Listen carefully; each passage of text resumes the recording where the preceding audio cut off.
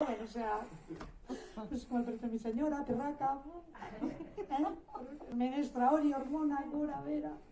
Eta ginekologak. Tori. Liburu bat. Amati ez du liburu bat. Liburu hori ez da Durangoko azokan argitatutako azkena.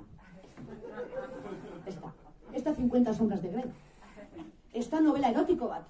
Ez da Satisfyeraren instruzio liburua. Menopausiaren gida bat.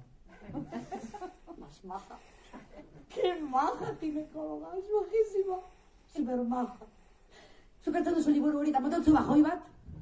Osa, bajoi bat ikaragarri. Así que liburua ez dutzu de kontauko. Nik kontatuko dizuet nola hasi zan nire klimaterioaren hasiera, ezta? Porque nire garai hartan galdetzen didate, ekaitin, zein da zen nire fantasia erotikoa? Txeka, nik txortan egitearekin posi. Osea, es que horrekin ja...